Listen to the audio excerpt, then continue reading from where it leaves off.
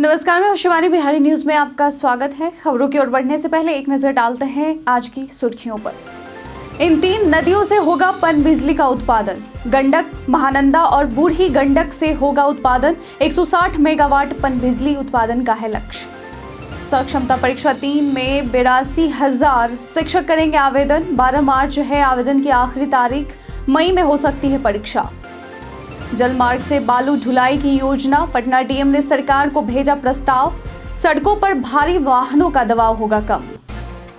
जल्दी से करा ले ई-केवाईसी वरना नहीं मिलेगा राशन। राशन पाने के लिए ई-केवाईसी जरूरी। 31 मार्च तक ई-केवाईसी करें अपडेट।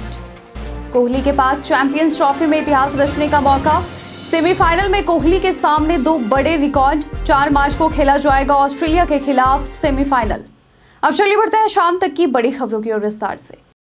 इन 3 नदियों से होगा पनबिजली का उत्पादन। बिहार राज्य जल विद्युत निगम बीएचपीसी ने गंडक, महानंदा और बूढ़ी गंडक नदियों से 160 मेगावाट पनबिजली उत्पादन के लिए सर्वेक्षण कार्य पूरा कर लिया है। गंडक बेसिन से 80 मेगावाट जो कि बेतिया में और 50 मेगावाट जो कि बगहा की बड़ी पनबिजली इकाइयां लगाई जा सकती है। महानंदा और बूढ़ी गंडक बेसिन में छोटी पनबिजली इकाइयां स्थापित की जाएंगी। इसके अलावा पनबिजली इकाइयों की खाली जमीन पर 10 मेगावाट सोलर बिजली उत्पादन की योजना भी बनाई जा रही है और यह कदम राज्य में ऊर्जा उत्पादन में वृद्धि करेगा और सरकारी प्रयासों के तहत पनबिजली, थर्मल और सोलर ऊर्जा का संतुलित उपयोग सुनिश्चित करेगा।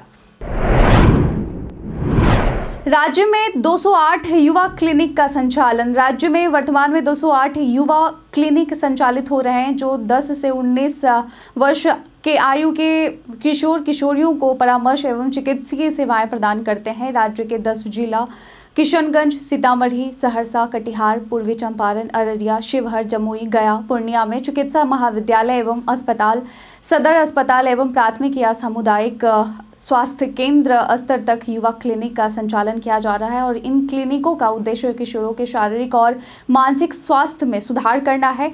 इसके अतिरिक्त राज्य के 14 जिलों में स्कूल स्वास्थ्य कार्यक्रम भी चलाए जा रहे हैं। पिछले एक वर्ष 1,09,356 किशोर किशोरियों ने इन क्लिनिकों से सेवाएं प्राप्त की। स्वास्थ्य मंत्री मंगल पांडे ने बताया कि किशोरों के स्वास्थ्य के लिए राष्ट्रीय किशोर स्वास्थ्य कार्यक्रम के तहत पोषण, यौन स्वास्थ्य, मानसिक स्वास्थ्य और अन्य महत्वपूर्ण मुद्दों पर काम किया जा रहा है।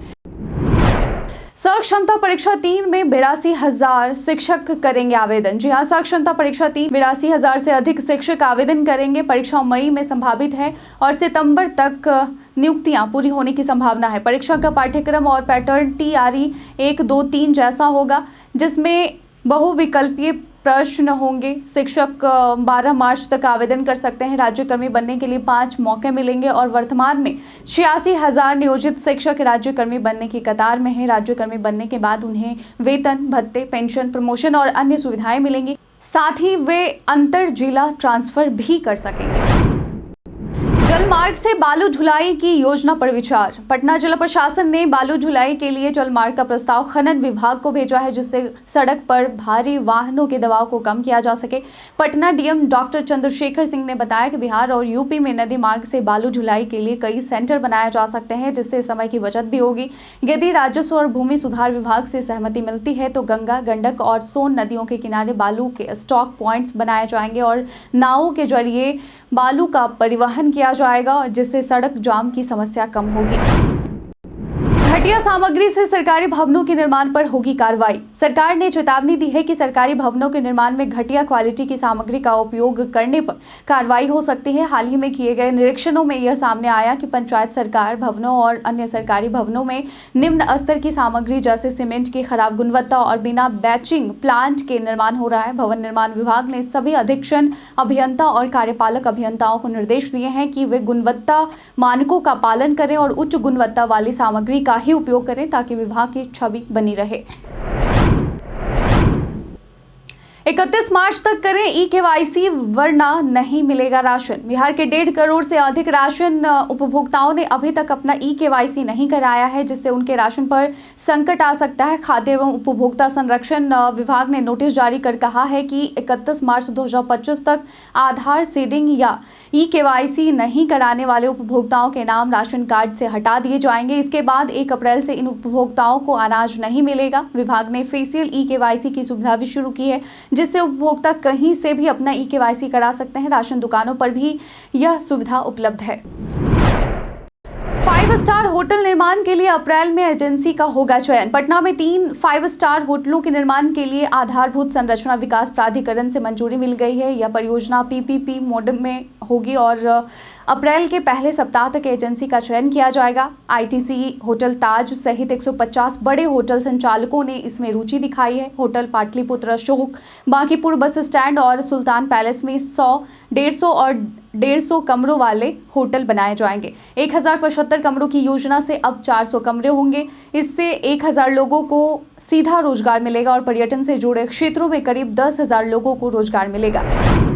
बिहार में हर व्यक्ति को मिलेगा 135 लीटर पानी। जी हां, बिहार राज्य में जलापूर्ति व्यवस्था में सुधार के तहत हर व्यक्ति को अब 70 लीटर की जगह 135 लीटर पानी मिलेगा। इसके लिए पीएचईडी को 2000 करोड़ रुपए की राशि दी जाएगी। राज्य भर में जलापूर्ति योजनाओं को लोक स्वास्थ्य अभियंत्रण विभाग को सौंपा गया है और हर घर नल का जल निश्चय योजना के तहत 7000 करोड़ रुपए खर्च किए जा रहे हैं। उत्तर बिहार की नदियों के पानी को दक्षिण बिहार में लाने के लिए विशेष योजना बनाई जा रही है। इसके अलावा 44 शहरों के लिए मास्टर प्लान और स्मार्ट सिटी योजनाओं पर भी काम जारी है।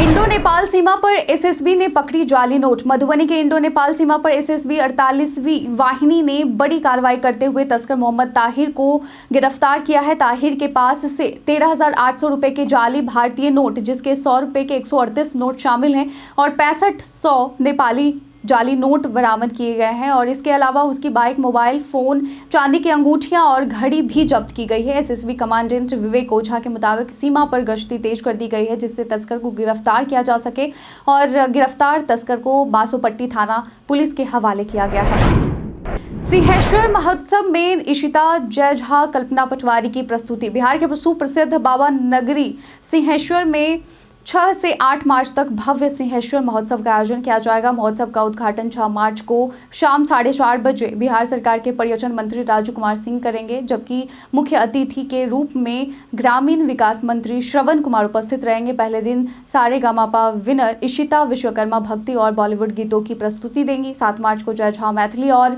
भक्ति संगीत प्रस्तुत करेंगे। वहीं 8 मार्च को गायिका कल्पना पटवारी भोजपुरी, मैथिली और भक्ति गीतों से दर्शकों को मंत्रमुग्ध करेंगी। महोत्सव में सांस्कृतिक कार्यक्रम, लोक कला, नृत्य, नाटक भी होंगे। पटना को आधुनिक शहर बनाने की 5 अप्रैल से होगी शुरुआत। पटना में मुख्यमंत्री नीतीश कुमार की प्रगति यात्रा के तहत 32 बड़े प्रोजेक्ट्स की घोषणा की गई है, जिनमें से 30 योजनाओं पर 15 अप्रैल से काम शुरू होगा और इन परियोजनाओं में एक अंतर्राष्ट्रीय ग्रीनफील्ड एयरपोर्ट और दीदारगंज से पुनपुन तक तटबंध पथ चौड़ीकरण शामिल है। जेपी गंगा पथ पर 15 किलोमीटर जॉगिंग ट्रैक, पार्किंग और कई सुविधाएं विकसित की जाएंगी। साथ ही सड़क चौड़ीकरण, नए फ्लाईओवर और गंगा नदी पर 10 पुलों को जोड़ने के साथ 142 किलोमीटर पथ का चौड़ीकरण होगा। कुल लागत 10,000 करोड़ रुपए है, जिससे पटना को आधुनिक शहर बनाने में मदद मिलेगी। राजगीर पुनपुन के बीच बनेगा नया एयरपोर्ट। बिहार के लोगों के लिए खुशखबरी है कि मुख्यमंत्री नीतीश कुमार की प्रगति यात्रा के तहत पटना जिले में 32 नई परियोजनाओं की शुरुआत की गई। इन परियोजनाओं पर लगभग 10,000 करोड़ रुपए खर्च होंगे और 3 साल में पटना का कायापलट हो जाएगा। इनमें ग्रेटर पटना का निर्माण, सड़कों की बेहतर कनेक्टिविटी और शहरी व ग्रामीण इलाकों में सुधार शामिल है। इसके अलावा राजगीर और पुनपुन के बीच नया एयरपोर्ट बनाने की संभावना भी है, जिसकी सैद्धांतिक सहमति का इंतजार किया जा रहा है। इस योजना से क्षेत्रीय विकास में तेजी आएगी और यातायात में आसानी होगी। सी वोटर सर्वे के बाद आरजेडी हुई गदगद। बिहार में अक्टूबर-नवंबर में होने वाले विधानसभा चुनाव से पहले सियासी हलचल तेज हो गई है। सी वोटर के सर्वे में राष्ट्रीय जनता दल के नेता तेजस्वी यादव को मुख्यमंत्री की पहली पसंद बताया गया है, जिसके बाद पार्टी के नेता उत्साहित हैं। पटना में आरजेडी नेता सनत कुशवाहा ने जोश हाई करने के लिए पोस्टर लगवाए, जिसमें तेजस्वी को रोजगार, न्याय और दुखियों का साथी बताया गया है। और इसी बीच आरजेडी सुप्रीमो लालू प्रसाद यादव ने कहा कि सरकार बनेगी। वहीं बीजेपी ने सर्वे को खारिज करते हुए कहा कि एनडीए की सरकार बनेगी और नीतीश कुमार के नेतृत्व में चुनाव लड़ा जाएगा। अशोक चौधरी ने तेजस्वी को भविष्य वक्ता बनने की दी सलाह। बिहार विधानसभा के बजट सत्र के दूसरे दिन मंत्री अशोक चौधरी ने नेता प्रतिपक्ष तेजस्वी यादव को नसीहत देते हुए कहा कि उन्हें नेता प्रतिपक्ष का पद छोड़कर भविष्य वक्ता बन जाना चाहिए। उन्होंने यह भी कहा कि तेजस्वी को यह समझना चाहिए कि 2025 में राजद का प्रदर्शन 2010 से भी खराब होगा। मंत्री ने यह दावा किया कि 2020 में चिराग पासवान के साथ गठबंधन से तेजस्वी ने अच्छा प्रदर्शन किया था, लेकिन अब उनका प्रदर्शन खराब होगा। इसके अलावा महिलाओं की मान सम्मान योजना को बजट में शामिल किए जाने के संदर्भ में अशोक चौधरी ने तेजस्वी यादव की रणनीति पर सवाल उठाए। कोहली के पास चैंपियंस ट्रॉफी में इतिहास रचने का मौका। चैंपियंस ट्रॉफी 2025 के सेमीफाइनल में विराट कोहली के पास 2 बड़े रिकॉर्ड तोड़ने का मौका है। अगर वह 130 रन बनाते हैं तो वह चैंपियंस ट्रॉफी के इतिहास में सबसे ज्यादा रन बनाने वाले बल्लेबाज बन जाएंगे। इसके अलावा यदि कोहली 40 रन बनाते हैं तो वह शिखर धवन को पीछे छोड़ते हुए भारतीय बल्लेबाज के रूप में सबसे ज्यादा रन बनाएंगे। और साथ ही अगर कोहली 139 रन बनाते हैं तो वह वनडे क्रिकेट में कुमार संगकारा को पछाड़ते हुए दूसरे सबसे ज्यादा रन बनाने वाले बल्लेबाज बन जाएंगे। और यह मैच विराट के लिए ऐतिहासिक साबित हो सकता है। मुकाबला 4 मार्च को ऑस्ट्रेलिया के खिलाफ खेला जाएगा।